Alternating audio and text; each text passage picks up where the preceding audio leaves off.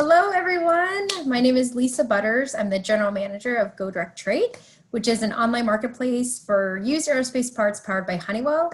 So excited to be here at REIMAGINE 2020.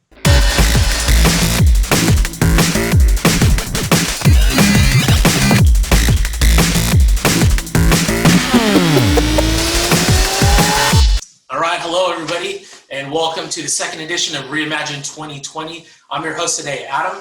Glad to have you join us for another exciting discussion with the General Manager of GoDirect, Lisa Butters, which GoDirect is powered by industry leader Honeywell. For all of you that may have missed our first REIMAGINE conference back in May, please visit the REIMAGINE 2020 website at ri2020.io, or you can check out the REIMAGINE 2020 YouTube channel, where you can watch all of our interviews on blockchain, crypto, trends, and industry insights. We have over, 60 interviews there, so you can feel free to log in there and check that out. But without further ado, let me officially introduce you to Lisa. Hi, Lisa. Welcome to the conference. Nice to see you. Thank you for being here. Yeah, you too. I'm excited to be here. All right. So perfect. I know you're super busy, so we'll go ahead and knock this out and hopefully have some fun for the next 40 minutes or so.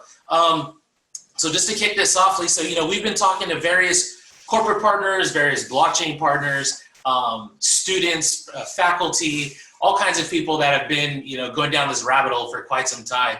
And so before we get into Honeywell and GoDirect, just want to get your thoughts and how your journey's been, maybe prior to blockchain and when you first came across, blockchain and how you started to get involved, because, now you're with Honeywell, but before we get there, share some of, your journey. Yeah. So I would say a year and a half ago, I would not even be able to spell blockchain. I mean, I really had no prior knowledge of the technology. I had no idea what it was about. And ironically enough, I was with one of my best girlfriends, and we were out like on a girls' trip, I think to California. And she had mentioned that her brother was part of a startup that was using blockchain technology in a marketplace. And I thought, oh, that's interesting. I mean, she sent me a few videos about it, but since it didn't really apply to what I was doing at the time, I didn't really, I wasn't deep into those. I think I watched one video and I was like, hey, this is way above my head and I don't even care about it. Anyway, but ironically, I think a month after I'd met my girlfriend out, I landed this general manager opportunity to lead the GoDirect Trade marketplace for used aerospace parts. And Honeywell wanted to take on this marketplace because it's trying to solve a really big customer problem. And the customer problem it's trying to solve is the used aerospace parts market is about $4 billion a year, but almost none of it is done online. I would say almost every dollar that I've ever seen, except for what comes through GoDirect Trade, it's done via email and phone call. And so Honeywell thought, okay, it's a $4 billion antiquated industry. Like, what can we do from a software perspective or from a marketplace solution perspective to move this antiquated channel into the modern age? And so as I started my journey as a GM, there's two main problems. I think there's a lot of problems why online transactions don't occur for this industry when everything else seems to be online. And there's two major things. And what do you mean by that? What do you mean by online transactions? Like checking out. I mean, every day, like even before this call, you and I probably purchased something on Amazon or we purchased something online. In the used aerospace parts industry, it takes an average of like 3 emails and 2 phone calls just to close on a deal. So it's very much like used car sales 15 years ago. Very much like, come into the dealership, I'll make you a deal. I don't want to give you the price, over the phone because I want to talk to you. It's very, very similar to that really old, inefficient, antiquated model where everything is relationship based. And so, exploring this as the GM, as we're trying to put together this marketplace, we believe that there are 2 major reasons why people wouldn't move online. One is the parts are very high dollar in aerospace. So, you can go to Amazon and purchase something, $10, $20, $30, and it's a pair of shoes. And you don't think twice about putting in your cart. Well, on GoDirect Trade, our average order value is about $10,000. And we've actually sold a used engine for over $100,000 on GoDirect Trade as well. We've even had like multi-million-dollar quotes go through. So, the higher the dollar value is, people feel less and less inclined to just check out, click and buy. And then the second thing is within aerospace, safety and quality is truly the #1 thing, because these parts go back into an aircraft and they have to fly passengers across the world. Yeah. And so, if you're the buyer, you really, or the operator of an aircraft, you don't just buy it from anyone, right? So I think that's why emails and phone calls from people you know, or like a voice on the other side, it becomes a really important thing. And so when I thought back, I was like, okay, these are the two really big boulders of mistrust that we have to chip away at. And I thought back to my friend, and she was, telling me it's this way, it's like a trust, it's a trust technology. And really that is where my journey started. Was I knew that the crux of it was something about trust and technology. And honest to God, that's how the journey started with blockchain, and investigating it more, talking to my friend's brother about it. And then it became this thing where we knew nothing about it, and all the way to, fast forward a year and a half from now, and we made Forbes top 50 list for going to blockchain. So I think that it's a good example where, nobody is ever an expert in anything right off the bat. And a lot of people think they're experts in something, but everyone starts from somewhere, right? And we started from really not knowing anything. And even now I feel like, we develop a lot in it, but we're not experts by any means. We're all still learning. And especially within aerospace, it's still an infantile technology. And which you bring up like some interesting points here, which I'll touch on. And so you heard this through your friend, blockchain technology through her brother. So then you joined GoDirect or Honeywell, and then the discussion started kicking off there, or this problem of e-commerce and online led into blockchain. Like who was the champion speaking on leveraging this technology? So I was the one that said, okay, there's something to this technology. And I don't remember how it happened, but there was a small advanced tech group inside of Honeywell, and they reside in Bangalore in India, and they were dabbling in blockchain technology. So they were already starting to kind of build up a platform framework with Hyperledger Fabric, but they really didn't have any use cases. They were just dabbling in it. And I have no idea how we met together, but we ended up, connecting dots and meeting together. And that's really how we started the first application, which is trying to use it like a Carfax inside of GoDirect Trade, so that we bring more information to the consumer. So I think I think it was just kind of the stars were aligning. We somehow connect the dots between the two groups, which, in my opinion, when it comes to innovation, it's really about connecting dots with people, products, and things. And that's really how innovation happens.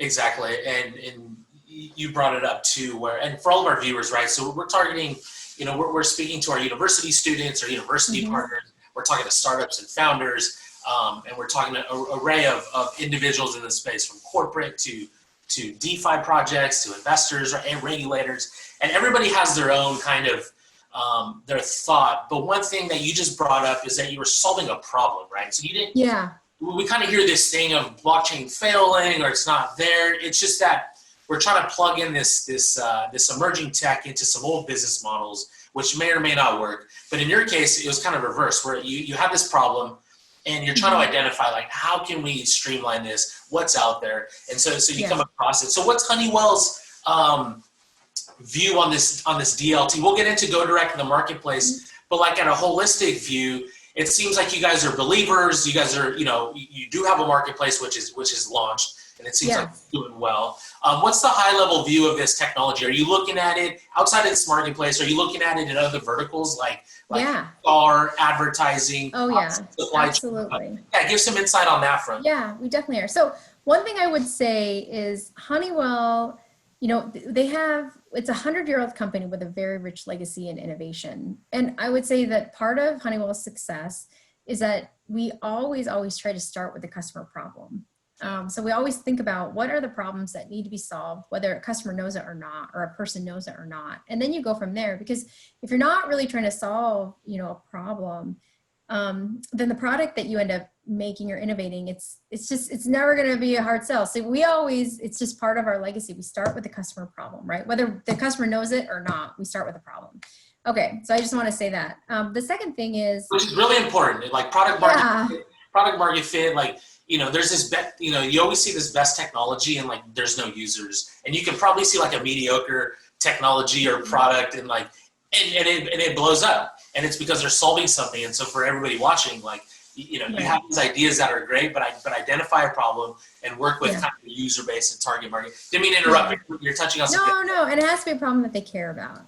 Yeah. But I would say, from a blockchain technology perspective, Honeywell does believe in the technology. I think and in multiple verticals, and I'll touch on that. But I think that in an enterprise setting, that is where we're having a lot of challenges with the technology in terms of adoption. I think the technology itself, it's not like, you're trying to crack the quantum computer, and you're trying to which Honeywell has also come to the table with an amazing quantum computer, which is like, I just got a message. I just got a message awesome. to ask that with you guys. Yeah, that's a plug-in to our quantum computer. But I think the technology itself, it's not like it's this earth-shattering technology that's difficult to understand and only like the elite in the world are going to be able to understand and apply it. I really think the technology itself, it's super basic, right? It's a digital ledger. It's highly secure. You could crowdsource it. It's amazing, right? For different purposes. Where it's really going to be a challenge is in the corporate setting. So you look at, when I say enterprise settings, I mean like Fortune 100 companies or these big kind of behemoth corporations like a Honeywell. And the problem is that blockchain technology is really all about this, everyone owns the data, right? Nobody owns the data. It's not something that you hoard and you collect. And for enterprise companies like a Honeywell, that's completely different from our way of thinking, right? And so big companies, they always have this thinking that we have a walled garden approach to our data. We own our data and we want to monetize it because we believe there's value in our data. With blockchain technology, that whole thing goes out the window, right? It's this paradigm shift where the walled garden approach goes away. Nobody owns the data. Everyone has a copy of the data. So I think from an enterprise perspective, that's a really big pill to swallow and something that nobody is really used to. From a Honeywell perspective, from a technology, it is valuable in certain use cases, especially the ones that we're trying to identify and we're trying to move forward with. But I do think the adoption, if we can't get adoption up within the world of these enterprise companies, so within aerospace, some of the big OEMs, including Honeywell, the airlines, the repair shops, the dismantlers, if we can't build out this ecosystem using the technology where people kind of embrace the technology, then in my opinion, there's a good chance that the technology could die. Maybe it won't die within pharmaceuticals or food if they're able to get that ecosystem really built out and adopted. But within aerospace, we need to get the adoption up. And I think that the biggest hurdle is this, paradigm shift to everyone owning the data. And it's not something that you hoard and you monetize. Giving up some control. You give up a lot of control. And these large companies, these Fortune 100, Fortune 500 companies, they're just not used to that, right? They're not used to giving up control of their data. And so, which kind of leads me to another thought and question, which is, and you touched on it, like decentralization, right? Distributed amongst the stakeholders versus centralization. There's obviously a battle there, maybe some degree of, like where they lie.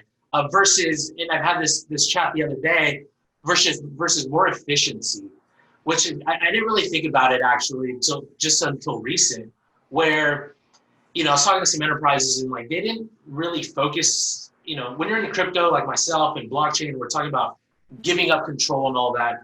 Is there like a way of thought where you don't really think of it as decentralization, distributing it out, as more of versus efficiency and like the supply chain and like the data and all that?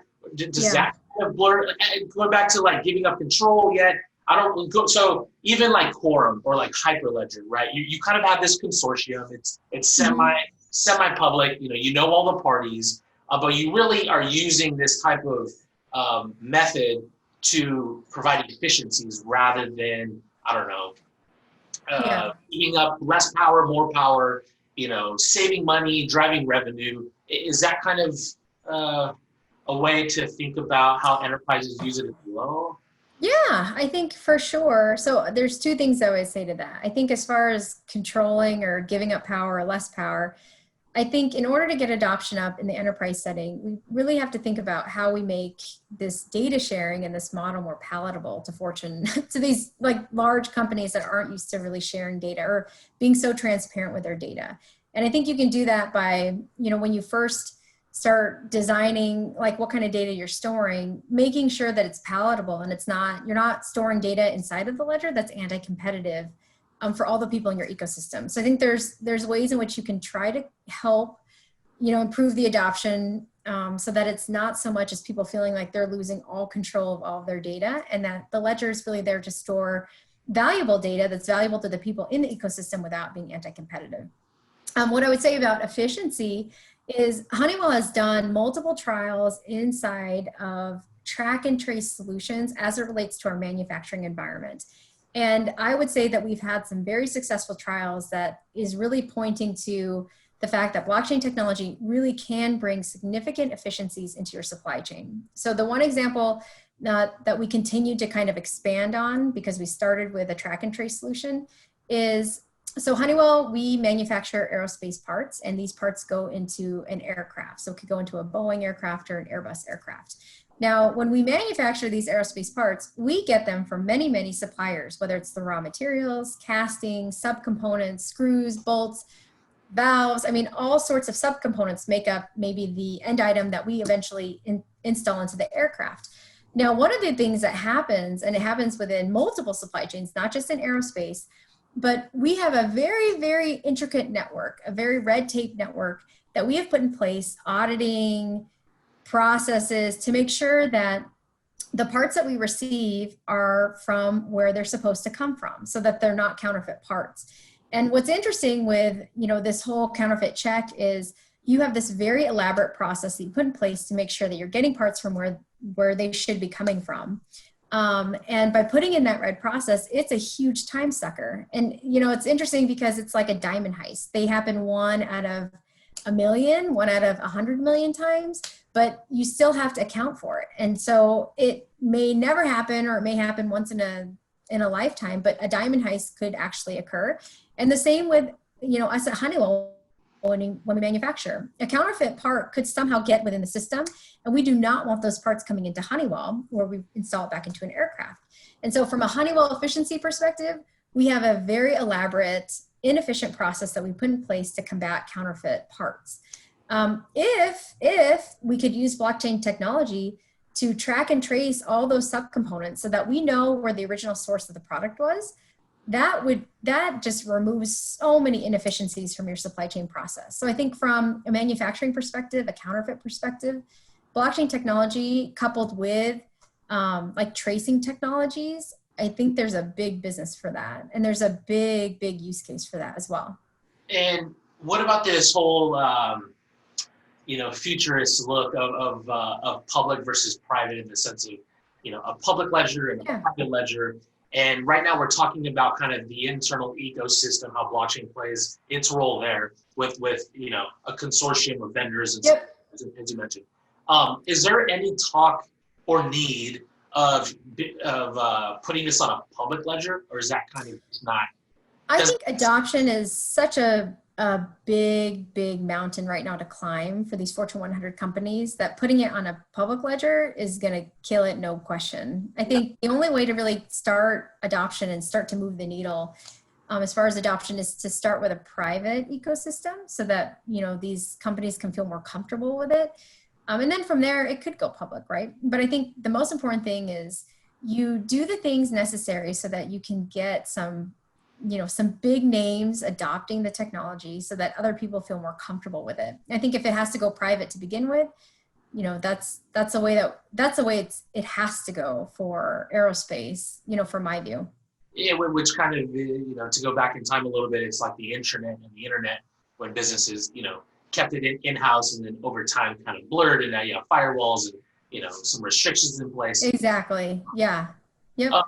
But oh, so no, thank you for that, because that's always kind of, you know, especially in the enterprise world, you know, being public versus private, and then everybody watching is trying to understand, you know, what chains people are using, you know, what for. You guys kind of explored Ethereum in the past, and I think now you're using Hyperledger.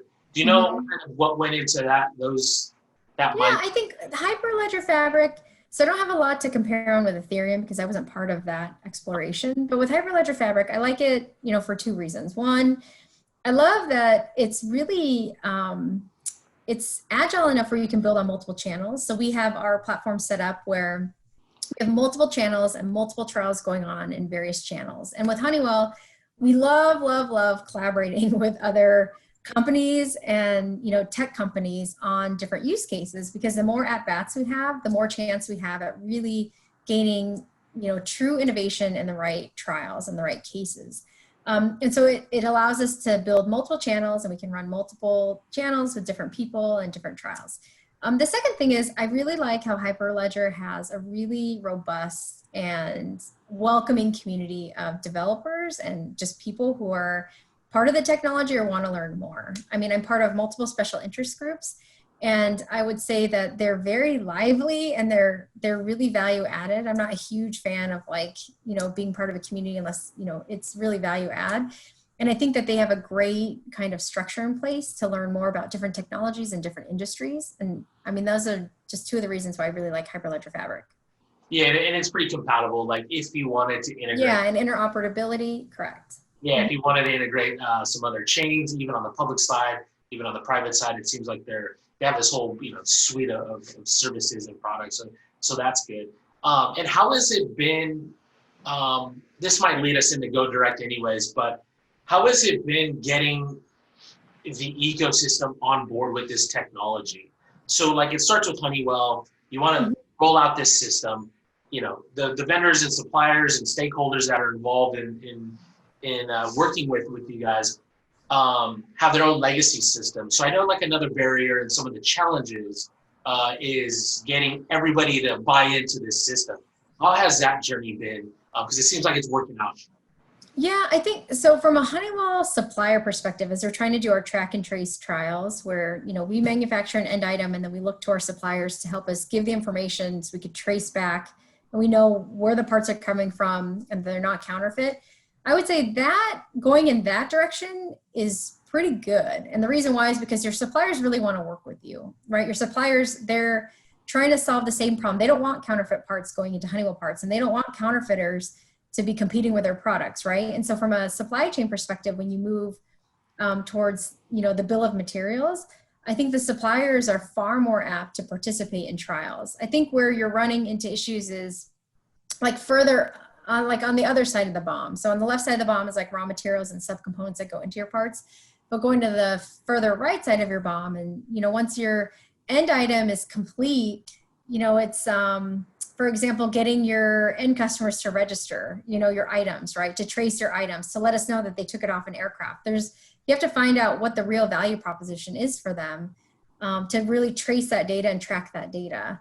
I think that from an adoption perspective too, one of the key things, especially in this enterprise setting, is making sure that getting data on chain is as easy as humanly possible, right? And so, for us at Honeywell, we have APIs. We try to design our ledger or our platform like a black box, right? So we have APIs that easily get like the event information from an ERP system.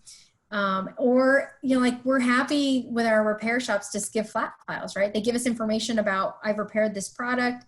So it builds up the part pedigree and they just log in, they load up the file and they send it on chain, they get authenticated. That's okay, right? It doesn't have to be, especially in aerospace where things are fairly antiquated sometimes with processes. I'm okay getting the data, by them FTPing a file or loading a file or even inputting a file into a screen. It doesn't have to be, if people think that aerospace is this very elaborate, intricate, mature system where you have millions of transactions, connected to the chain and different people, it's just not like that yet. And it's going to take people within aerospace to really pioneer the technology and take these baby steps to say, flat files are okay, log into here, put in your data, send us an Excel spreadsheet, right? And for some of the more mature ones, use this API. But it's going to take a long time to really get like this full integration. Yeah, we've had these discussions as well as we advise consult these Fortune 100 companies, same thing. Like, how can we streamline for the end user? Obviously, we all know the value, but what does it take? And you said it earlier, like the value needs to be greater than the input, and to make sure that the efforts, make a difference, whatever that may be. As you mentioned, making sure there's no counterfeit parts, maybe driving down some costs, maybe working efficiency right on time, so you're not overtimes and all this stuff. And so, what's required of the parties? Do they need to integrate? Do they need to build some things? I think you brought up an API, some SDKs, I'm assuming. What's required of them to get involved once they join, once they get on board? Yeah, so once they join, they I mean, as long as they're part of the ecosystem, they have authentication to upload files, upload events.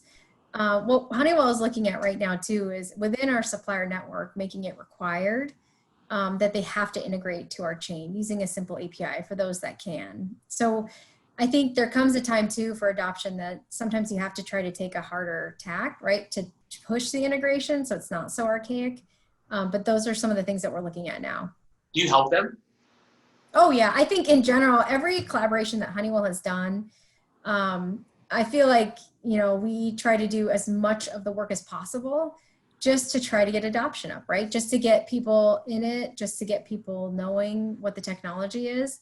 And again, I think that if this doesn't pick up like adoption within the next few years in aerospace, it could be an antiquated technology where nobody ends up using it. No, that's good to know. And I think that's very important. If we're trying to have this adoption, we need to provide support because I don't think, I think, as you said, as you get wider, extended out in the down the chain, maybe they don't have a full tech team, maybe they don't have developers and engineers. Yeah, exactly. And you got to help them out. Really got to do it. I honestly, this is like, if we want the technology to go forward in aerospace, you're going to need some major companies to really take a very heavy hand to help drive the technology forward. And so now let's get to GoDirect here. Can you give, for the viewers that don't know or never heard of GoDirect, it's a marketplace for these aero parts, right? But I know there's like 20 other competitors. So what's your feature and advantage compared to the others? Yeah. So there are 20 competitors within this space, but I would say we are really the only true marketplace. There's a queen of the castle, and it's really just a listing service. So exactly like Craigslist, if you're familiar with Craigslist, except no price and no pictures. So I don't even know if you can imagine going to Craigslist and there's no price and there's no pictures. I mean, that is really like the leading technology within this really antiquated space. That is like the #1 platform right now. Craigslist without price and pictures. Right. And so GoDirect Trade, we're one out of the 20, but we really are the only true marketplace. We make it required to have price, pictures, and product images. There's not a single competitor out there that makes it required for their sellers to have those things in order to list product. And our core belief is that without those things, people aren't going to check out, right? So if we don't make it required, then we really just become exactly what those other listing services are, which I'm just a listing service, right? We want to be a real marketplace where people check out. And really without those three things, those are table stakes. People won't check out. And so those are requirements of our marketplace. Now, does that hinder us? Yeah, absolutely, right? We have 90 sellers on the marketplace, and I don't think a single one was ever involved in e-commerce before. They'd never had an e-commerce site. So pricing their products, taking pictures, scanning paperwork, this is all completely new to them. So it's a major barrier for them. And it's a major challenge. And so, we as a marketplace, we try to make it as easy as possible for sellers to come on and create a frictionless process for them. But the reality is it's not a frictionless process because they're not used to taking pictures or pricing products or scanning paperwork.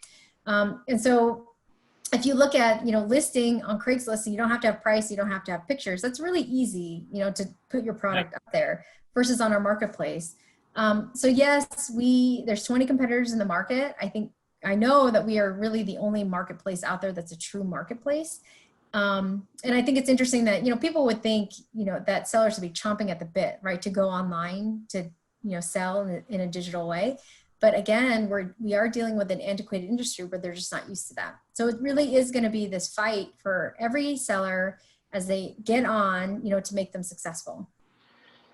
And, we've been talking about a lot of things here. So, why blockchain, kind of the features of blockchain, how it came about from your experience and how, Honeywell looks at it as well. So why does blockchain make sense and kind of getting it into the use case here, which is great. We talked about it earlier, product market fit, making sure it's seamless as possible for what you're using it for. Yeah. So shed some light on, do you really need blockchain for this application or how did that come about? Yeah, I think in my view, blockchain is in its most basic sense, and we touched on this earlier, is It is a digital ledger. Like I just think when I explain, I'm like, think of Excel. I mean, or a database, right? It's a digital ledger, but it can be crowdsourced in a highly secure way. So where does that add value? And it really adds value when you have a pool of data that is enriched when it's populated by an ecosystem versus just you. So for example, Honeywell, we manufacture parts, we repair parts, and we also sell parts, used parts on the open market. So in Honeywell's case, we happen to have a very, very rich, data source of, what happens with our parts. But the fact of the matter is Honeywell data alone doesn't build up a part pedigree. So for example, if Honeywell manufactures a part, but we sell it to say, an airline, and the airline gets it repaired by somebody else that's not a Honeywell repair shop, well, that other repair shop has the data, right? They have the part pedigree data that says that they repaired it on this date and they, sent it back to this customer. And so in our case for part pedigree aerospace data, Honeywell has a lot of data, but we certainly don't have all of the data, right? We need the repair shop data from other repair shops. We need airlines to give us data that they installed stuff on their aircraft. There's a lot of components that go into an aircraft. They're not just Honeywell components. There's lots of other OEMs and component manufacturers. And so that example alone is an example where we want to store part pedigree data for a serialized aerospace part. And so we want to show it to the consumer when they buy stuff on GoDirect Trade. But Honeywell is not the only player that can provide data or valuable data for that part, right? We need the other tier 1 OEMs, you need airlines, you need dismantlers, other repair shops. And so blockchain technology is a highly secure way to start collecting that information within your trusted ecosystem. And then you have the applications like GoDirect Trade that build on top of that ledger and use that data to show to the consumer. And so what has been the feedback so far of these 90 sellers or the buyers and stuff? They like it? They do. I mean, what's interesting with our marketplace is we try to do as much, work on the blockchain side where it's seamless to the seller. So for example, when a seller gets onboarded and they start listing product, those listing events automatically go on chain. When they sell product through GoDirect Trade, those bill of sale events automatically go on chain. And what kind of data? What kind of data is going on chain? Like the history. It's like you said, it's a car. Yeah, it's like historical data. So we have listing events, we have bill of sale events, we have repair shop data. So if a part goes out for repair or overhaul, we have manufacturing events. So Honeywell, every time we manufacture products, then we put that on the chain. I mean, we try to, build up as much as we can from a part pedigree perspective as we can. That's great. So I know we got a few minutes here left, so what's next? Like this is one application. Do you see other business models coming out of this marketplace, specifically in aerospace parts? Do you see anything more kind of coming out of it? It's just the beginning, I'm assuming. Yeah, I do. I mean, aerospace specifically, based off of the trials that we've done, some of the most promising things that I've seen relate to track and trace and counterfeit. I think that's one area that truly you can see the value and the efficiency that you bring using the technology, coupled with other kind of counterfeit technologies and tracing technologies. Another thing too that I think is really promising is airworthiness documents and getting the documents on chain so that it really goes into a paperless environment, including not just for airworthiness tags, but engine logbooks, which you probably don't realize this, but an engine for an aircraft, it comes with this binder that's like this big, and it literally follows the engine for its life. Like this physical paper binder follows the physical engine. So if you lose the binder, I mean, that's it. I mean, you have a multi-million-dollar engine that's worth nothing if you don't have that paperwork. So I think blockchain technology, that binder gets populated by multiple repair shops, multiple people, and it's not just one person that touches that binder in its lifetime. And so looking at how quality paperwork and things that are populated by many, many different third-party companies or sources, how you use blockchain technology to collectively fill out the data and keep the data in a ledger, I think that is very promising from an aerospace perspective, for sure. But I think that, those are two that I would say in aerospace are realistic. They're realistic use cases. I think there are some use cases that I've seen that, I mean, they're nice to have, but if you really can't explain it like within 10 seconds or less, then it probably will end up dying. So anyway, those are two that I think have a lot of value, and we could see them really mature out within aerospace. There's a lot of talk too on even on the pilot front. So if we're talking about the material and the pilot and kind of sorry, not the pilot, the material, the airplane and the engine. Mhm. There's been a lot of talk too on the pilot front as well, like, having an ID, right? Like on chain of Yeah. the reason. Because we're all, every time I get on an airplane, I get so not nervous, but it's safe, right? But I'm like, wow, Yeah. I've seen that use case. That's an interesting one. I've seen that with doctors, right? I've seen, using that conceptually with doctors and teachers and, people that you're supposed to trust, but you don't really know, right? So if you see some kind of chain of where they went to school, right? Their flight hours, have they had any aircraft incidents or things like that? Yeah, I think that you think about it, it does bring trust into that transaction of feeling better because you know more. People, when they know more and it comes from a trusted source, I think you can certainly build trust into a transaction. And so last couple few questions, aside from this enterprise world, do you follow Bitcoin or like other crypto? Do you follow the DeFi space? Anything? I'm always reading articles on it, but I feel like within the industry that I'm in, it doesn't pertain that much. I feel like it's so much more high flying, quick and nimble on that side versus on the enterprise side. Exactly. And we have a lot of, again, like I said, students watching, our university partners and founders and entrepreneurs. Any suggestions on tips, not to put you on the spot, like, any books that you suggest or, people that you follow, in the enterprise world, maybe the IBMs of the world or these other technology, these other individuals, any kind of insight there where people can find some research that maybe you do? I would say the number one tip, like outside of, books and YouTube videos and whatever else is out there or people to follow, I would say if you have an idea, just do the idea. I mean, it's so important to execute on something and try something and have more and more at-bats with something than building like 100-page use case, right? That nobody's probably going to read. And if they do read it, what are you going to do with it, right? So I think that what it really comes down to is finding a use case. This is my tip and trick. The tip is find a use case that you can describe in 10 seconds or less to someone. And if they don't get it in 10 seconds or less, you got to find something else because they will get lost and it won't get picked up. So I think that you got to find a use case that you can explain in 10 seconds or less, that you can make it analogous to something that they'll understand. For example, we use blockchain technology like Carfax to try to provide as much information to the consumer as possible. You got to have it like nailed down where people have an analogy in their head and they can fully understand it.